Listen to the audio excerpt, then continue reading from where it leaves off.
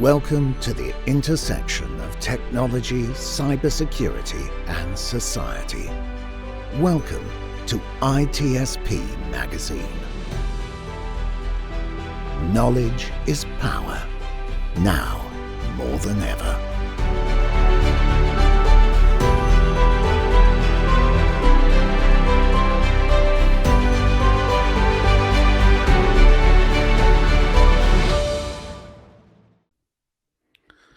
Welcome, everybody. Another episode of Redefining Society podcast with me, Marco Ciappelli. And as usual, I have some interesting guests. Actually, I have to say, Dr. Robert Pearl has been here on the show a few other times. I spoke about technology in the realm of our society, and in particular in the healthcare system. And there's always something new. And today, everybody's talking about is ChatGPT. And I was following Dr. Robert Pearl newsletter, and he had a lot of reference to ChatGPT. So I called him up, and here it is. We're going to talk about that. So, Dr. Robert Pearl, welcome to the show. Thanks, Marco. It's a pleasure to be back on the show. Looking forward to it. Always a pleasure. And like I said, always something new, some new technology, which is not necessarily new. It's just like now widely adopted. It's kind of like it's out of the box. And it's touching apparently every single aspect of our life, from copyrights to creative production to writing to, in this case, healthcare, which it's a topic that I'm not so familiar as much that I could be maybe with the education system or so forth. So really, really interested to hear from Dr. Pearl that has been in this industry for so long and is very well respected. What is your perspective on this? But before we do that, a little introduction about yourself for those that haven't listened or watched any of our show before, and then dive in. Tell me what's going on. Sure. So I'm a professor both at the Stanford Graduate School of Business and Medicine. I was the former CEO in Kaiser Permanente, responsible for the healthcare of 10 million people on the East and West Coast. I have my own podcast called Fixing Healthcare every week. I am write for Forbes and do a lot of consulting and keynote speaking. And ChatGPT right now is the hot topic. So in case there's a couple of listeners out there who may not know exactly what it is, I think it's always interesting to start with GPT. What is GPT? And it stands for Generative Pre-trained Transformer. If you start with the middle word, pre-trained, what does that mean? It means that a vast amount, terabytes of information, almost everything on the internet, every textbook, journal, all the information in medicine has been preloaded. Now, the versions that are out now, GPT-3 and now most recently GPT-4, only go to September of 2021, but they'll ultimately load the other pieces sitting in play. And that's very similar to me of a medical student. You spend 4 years as a medical student learning as much as you can. And then what it means to be a transformer is that there are parameters, millions of rules to take this information and apply it to generate what is now going to be the next word, the next idea. Now, why do I think it's going to be so important in medicine? Because this is exactly what doctors do. They learn a lot of facts. They then talk to a patient. They figure which of these facts to apply to a problem, and they generate a diagnosis and a treatment plan. Now, I don't want anyone to get confused. What exists right now, I think of as almost a toy, although we'll talk maybe later. A lot of doctors are using it because it's helping them find diagnoses they otherwise might miss. It's allowing them to double check their thinking, to find the most problematic complications that could arise, but it's not yet in any way at prime time. And this is a challenge that happens with technology that grows exponentially. As you well know, this whole GPT was introduced a few months ago. And when it was first introduced, it was able to pass the qualifying exam, the license exam that doctors take, but just barely, a score of 65. 2 months later, a similar version from Google now has a score of 85. Why is this so important? Because it's not what ChatGPT can do today. What's it can do in 10 or 20 years? Moore's law says the technology doubles every 2 years. If that's the case, the tool that doctors and patients will have a decade from now, 30 times more powerful.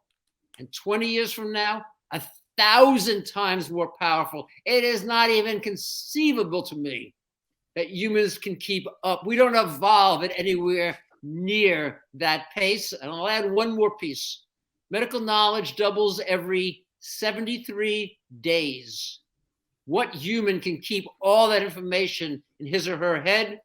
For ChatGPT, it may take a lot of energy or time to load it, but it's not a particularly difficult task once that has occurred.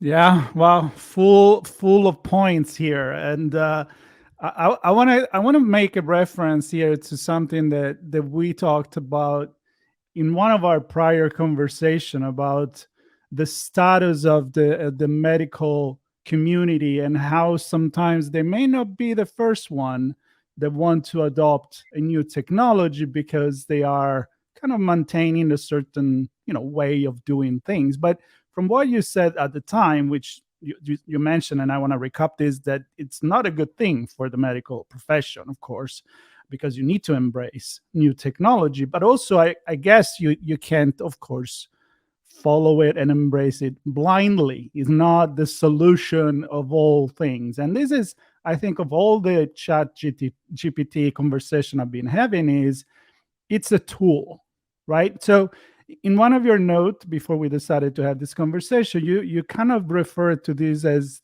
the new stethoscope, like a big revolution. So it is a tool. How do you see this to be not fear, but embrace, both from the patient side and the medical profession side? Marco, I would differentiate what I will say in the first few years from ultimately. And ultimately, it could be 5 years, 10 years, or 15 years. We're not talking about forevers. In the early time period, there's no question that a physician working with ChatGPT will be able to provide better care than either ChatGPT alone or, by the way, a physician alone. And I think of this very much like residency. Again, I don't know how much you listeners know. You spend 4 years in medical school, and then depending upon your specialty, you spend maybe another 6 years training.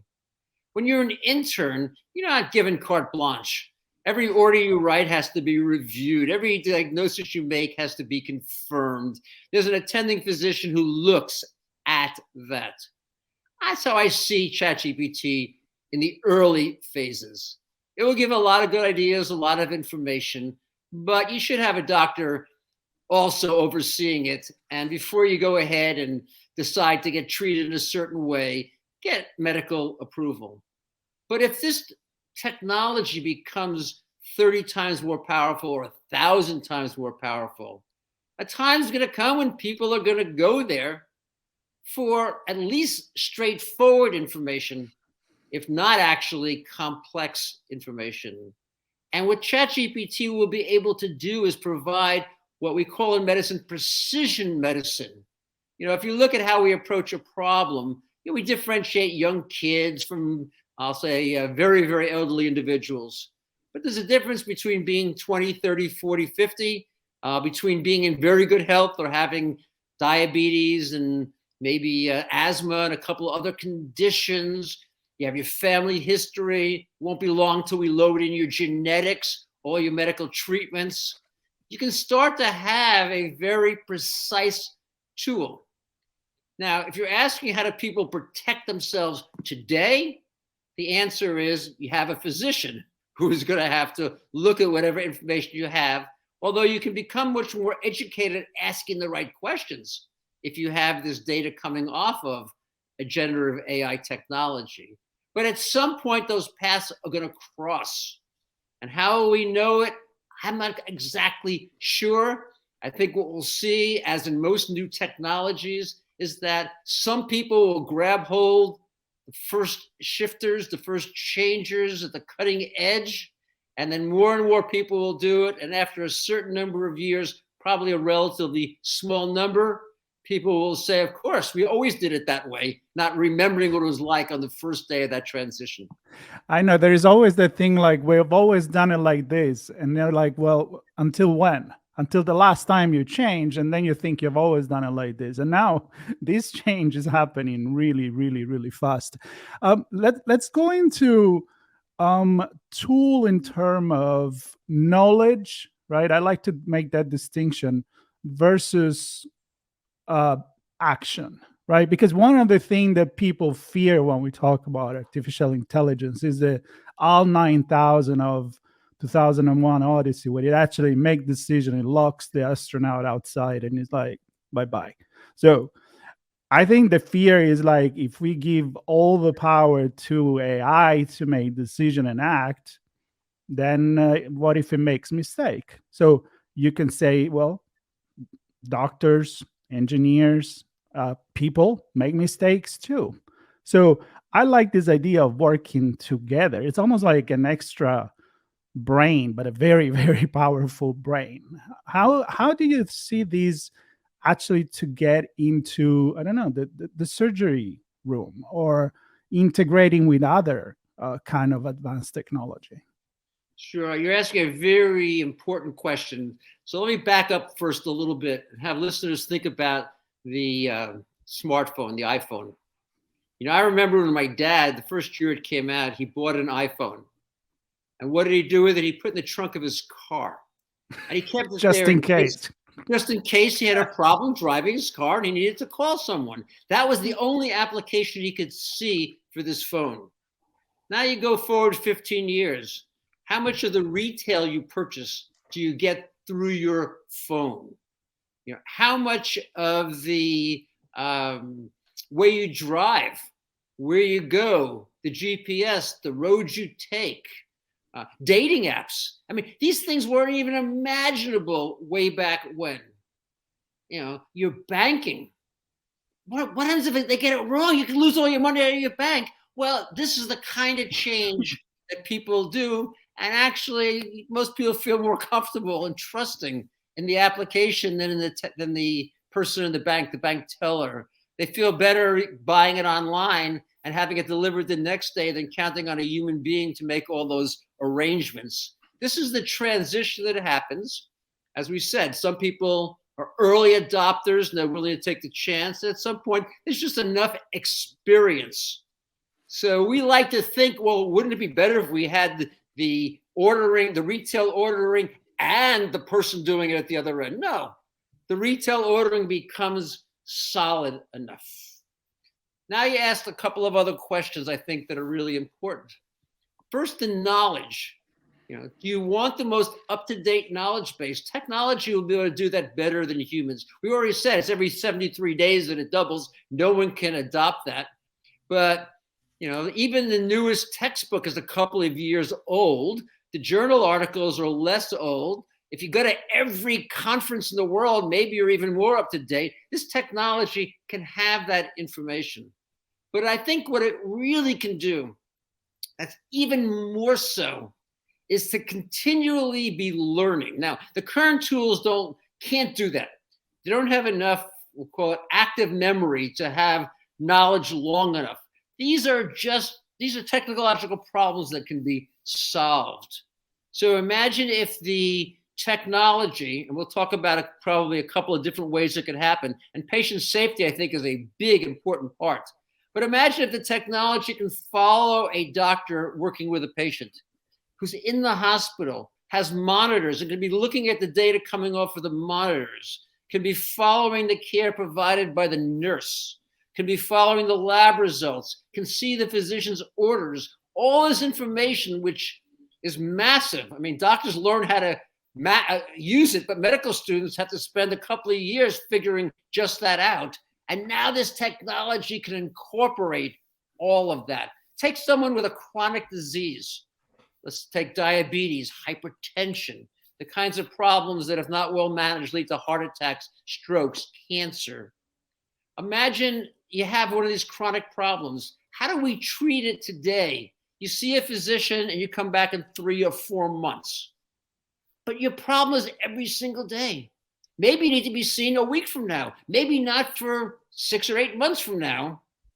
This technology can be looking at that data, as you say, comparing it to what the physician has recommended and telling you every day how you're doing, indicating whether a change needs to be made. Now, I don't think we're going to get to the point where, at least in the very foreseeable future, when we're going to allow prescriptions to be written by ChatGPT. They're still going to require a doctor to intervene.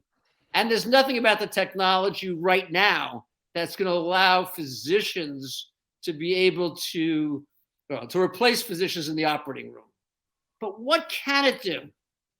It can observe a doctor in action or a nurse in action and decide when the actions that are being taken are not the ones that are most likely to lead to the best outcome.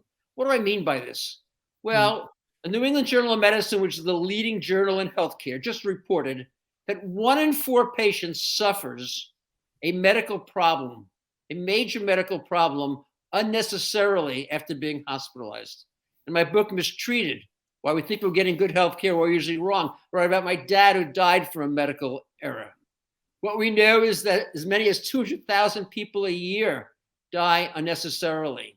There are a small number, we're talking about 5, 6 steps, that will avoid a patient who has intubated, who has a tube into their lung, from developing a hospital-acquired pneumonia.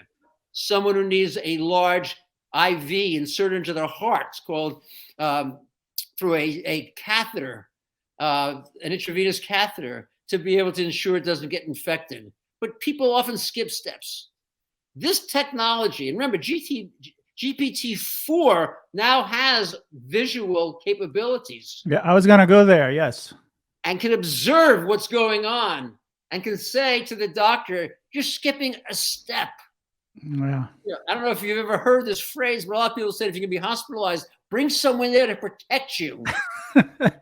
And by the way, they just did a study using video in the operating room and are able to identify a huge number of ways that the surgical team was making errors that could have led to a change. They call it the black box, the thing in planes. When the plane goes down, they have to recover the black box. That's the mistakes that are being made. ChatGPT can do that and analyze it continually and be able to let you know where the problems are. These are the opportunities. They're not here now.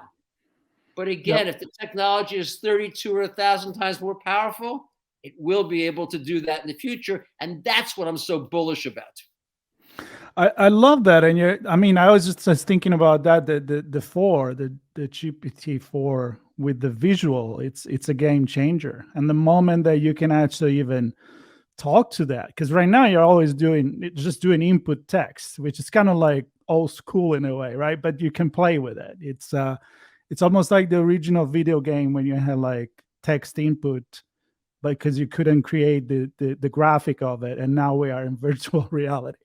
I think, tell me if I'm wrong, because I want to step into the perspective of the patient, and I want to do that by bringing an example that probably a lot of people will understand, because been around for a while. We talk about autonomous vehicle. Everybody understand the car. Everybody doesn't necessarily trust a car that is a level 5 autonomous, meaning it does everything on its own, that there's not even a steering wheel in there. But we do understand and appreciate the fact that if there is an obstacle and you didn't see it, the car's going to brake on its own, right? If you're swerving from a line to another and you have a car that can see the lines, it's going to correct. It's going to save your life. It's not driving Formula One, although can, because you're actually in a better situation because they are in the circuit instead of in the street.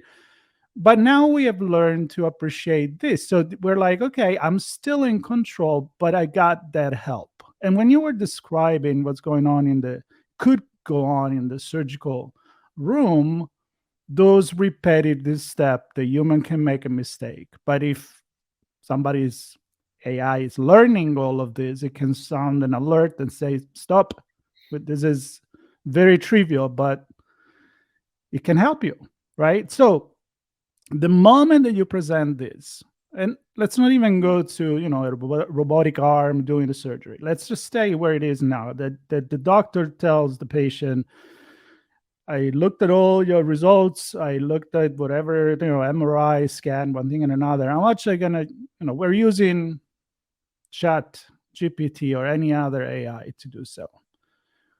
Do you have any insight of what the reaction, like what is the, how the patients are going to feel about that? Because psychology is a big part of being in the medical field, right?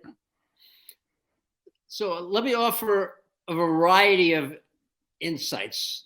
Yeah. The first one is, as a society, as individuals, we excuse humans and not machines. There are 50,000 people who die every year on the roads.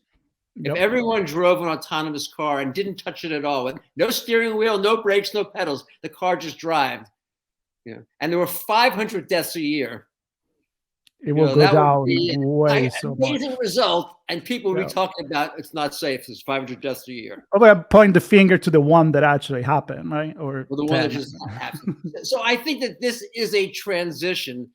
We know there are 200,000 people who die every year from medical error, and yet that doesn't shock us. If a machine only killed 50,000 people in the same way, we would be horrified. So I think we have to understand the human psychology. We see humans like us, and machines we see as being somewhat foreign from being there.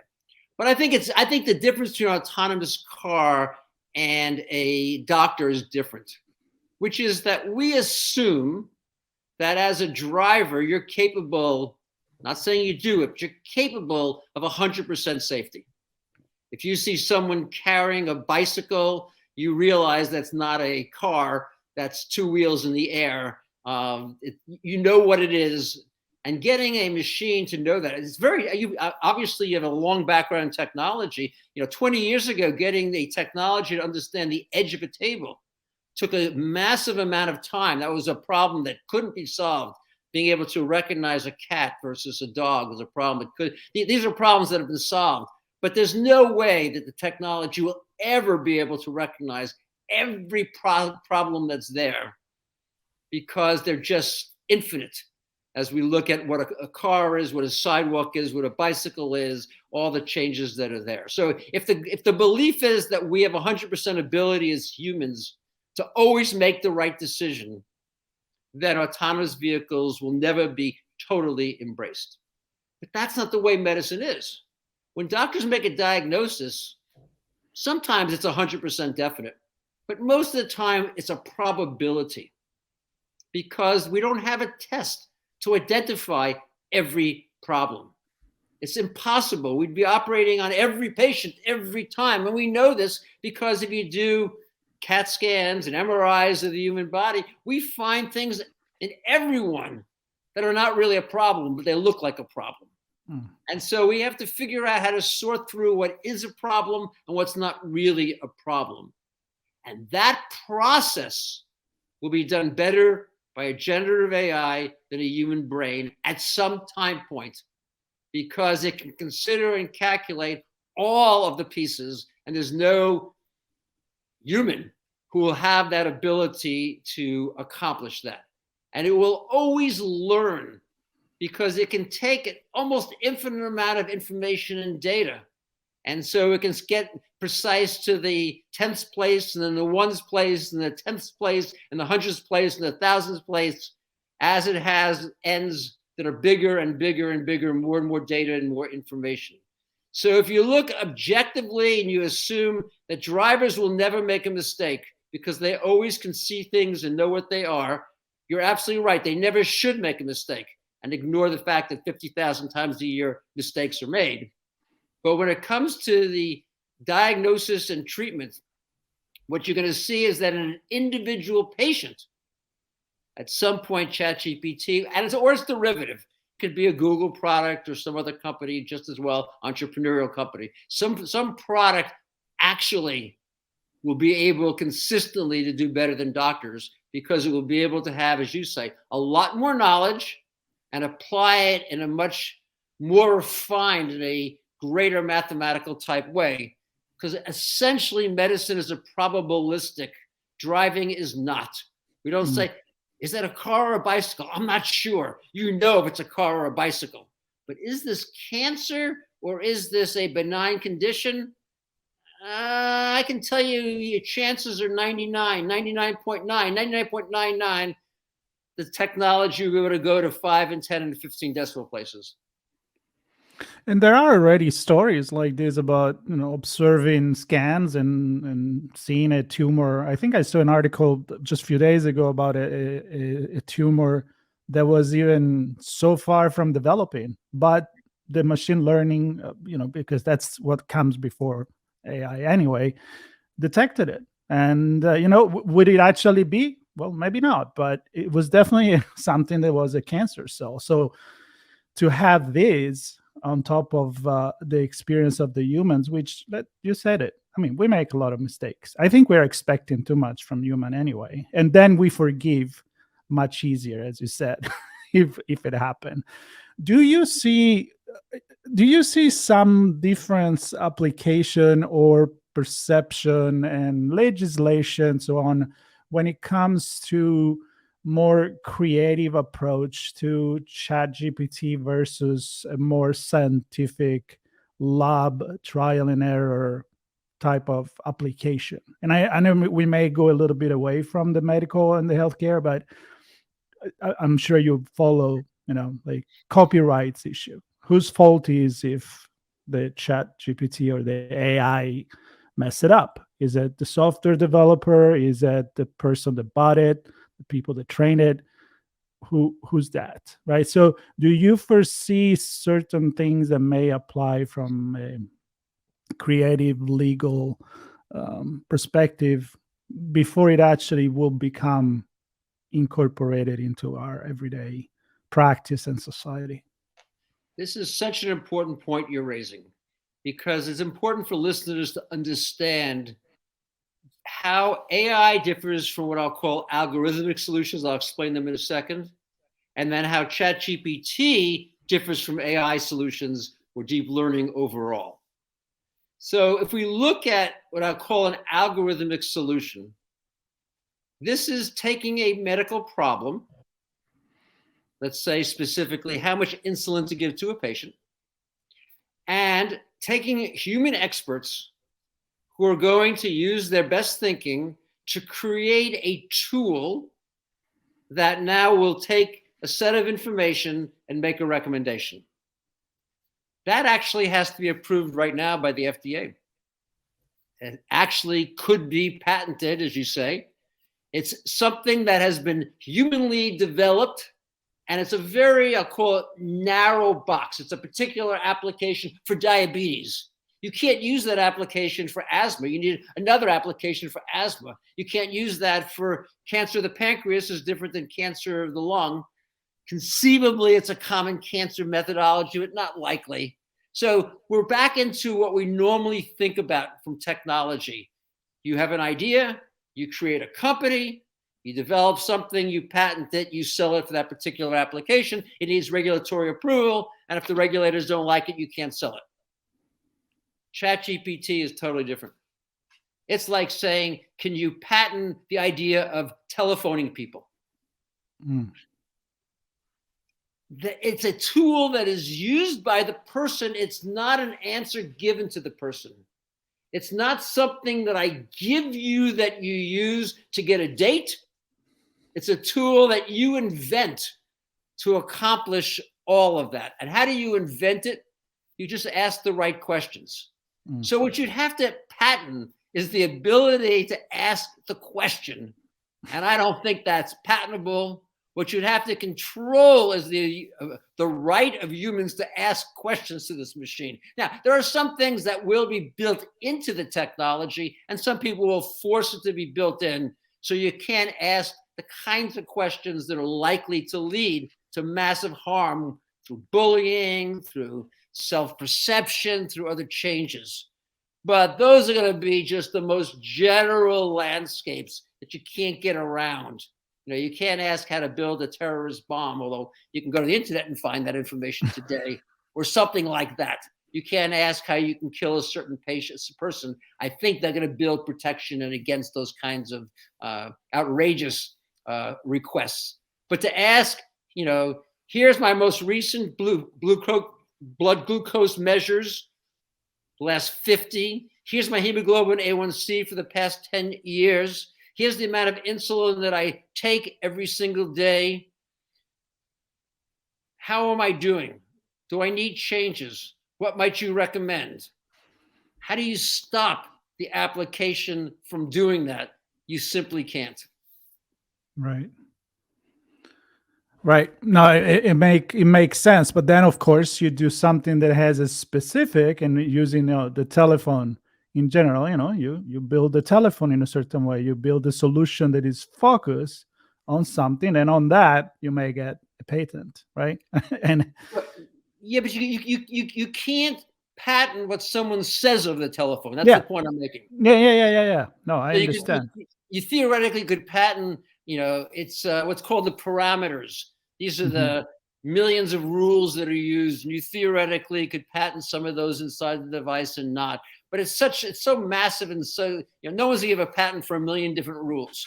So you might have a particular one that you found. I'm just very doubtful that all of that will occur. I think the genie is out of the bottle. It's not going back inside.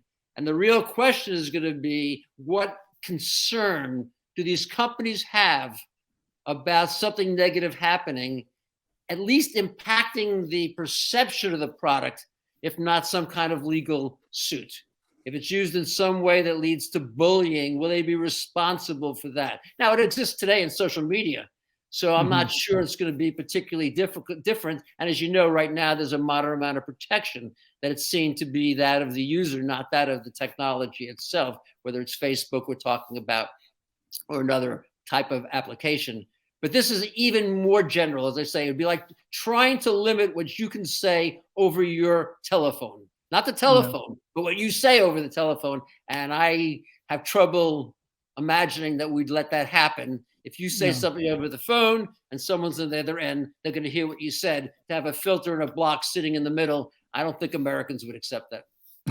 No, definitely not. A lot to think here, and I know I already took enough of your time, and I think you came up with some very, very important scenarios and something that I think is easy for people to understand. But another thing that I tell people, I don't know if you agree with me, while we all talk about ChatGPT, we try to figure out what it is. It's still, in my opinion, a big mystery, because whenever I play with that, and just so people know, the transcript and then the summary of this conversation will be done by ChatGPT, because I can feed and ask to make a summary of that. Of course, not making any medical decision, but I think it's so much that we need to discover still. I don't think we have. It's kind of like your dad putting the phone in the back of the car, and now knowing. I mean, are we even using 10% of the capabilities of our phone? I think ChatGPT is the same thing. AI, we're going to see and we're going to learn as we go. So if there was one advice that you can give to the medical profession, the medical community in embracing and using and trying to harvest the best they can from ChatGPT, what would that be to close? Let me say two things. What we have today is less than 1%. I think you may remember back during the pandemic, we talked about that a virus was exponential growth. It was like a lily pond, that it would double every day. And if it took 60 days to cover the pond, and I asked you how much of the pond is covered on day 53, you might say, oh, probably half. The answer is less than 1%. We're at a fraction of 1% of what this technology is going to be able to do. So if I had a piece of advice to people, it would be try it, use it, experiment with it. The biggest thing is learning how to put adequate amount of data and ask adequate amount of questions in there. I think most people, if you're talking about physicians, it's worth $20 a month. And I have no connection with the company, but to spend $20 a month to get ChatGPT 4 rather than ChatGPT 3, because already that's so much better. And by the way, OpenAI has next generations. They just haven't released it sitting there. That's what I would say. Put in information. I know a doctor who did that, put patient symptoms in place. and got a differential diagnosis with a couple of very rare problems. It just so happened the patient had one of those and he was able to make it. I know another person who took a letter from a patient, a very nice letter, and asked ChatGPT to write a response just to see what it would be like.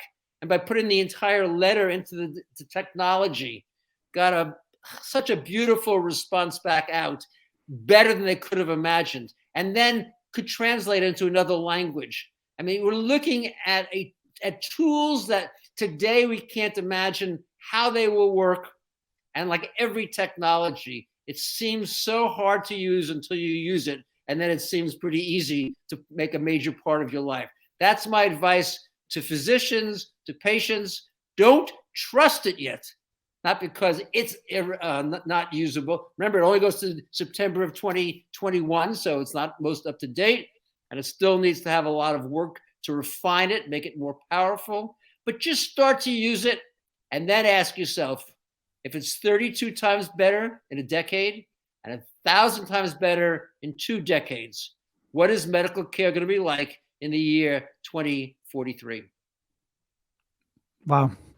Perfect. I'm with you. I mean, try it, because some people just point the finger like, no, I'm not going to trust it. Well, try it. I mean, it blow your mind, and maybe you don't like centered things, but it depends on what you ask. It depends on how you use it. I totally agree with you. I'll give you one more interesting statistic that came out today that I found go for fascinating. it. So they did a big study where they had ChatGPT write a dating profile. I've never done it, so I don't know exactly the details of what I would write, but it had a person wrote one and ChatGPT wrote one. And then it asked people which one was written by ChatGPT. You want to take a guess at the percent? Remember, 100% of the ones they showed them, or the 100% of the ones that were written by ChatGPT, how likely were they to find the answer? 80?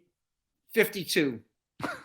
Essentially identical. And Wow. now we're talking about describing yourself and your family and your community and your interests and showing emotion. People may not like the fact this technology can do that, but to ignore that reality is going to be a mistake. Exactly as you say, how it's going to evolve, how it's going to change jobs, how it's going to, I think, improve our lives, where the problems are going to become, we don't know yet. No. But I think anyone who thinks this is not going to change society as we know it, you're going back to the pre-smartphone day, and our world would never go back to that location. I agree. Great conversation, Dr. Robert Pearl. I really always enjoy. I mean, I learned so much and many different angles that I'm sure will let people let them to think a lot. So I want to thank you very much. Website, Robert Pearl. Yep. Sorry, the website, robertpearlmd.com. We'll have a lot of information. You can access articles on this topic. You can find other information on healthcare questions people might have. And I welcome people to go there and post comments and let me know their thoughts and ideas if they agree or if they disagree. Yep. And also a great newsletter. That's how I actually got the idea of this conversation. And all these links that you just mentioned to get in touch with you, they'll be on the notes on this podcast. So people can just go there, click, and get to your website, subscribe to the newsletter, and listen to your podcast. Great podcast, by the way. So again, thank you everybody for listening to another episode of Redefining Society podcast on ITSPmagazine. Share it if you like it. Tell everybody, subscribe, and we'll be back with some more probably ChatGPT conversation among others. So thank you, Dr. Pearl. Really appreciate it. Thank you, Marco. It's always fun, and I always appreciate your expertise. Thank you. We hope you enjoyed this conversation.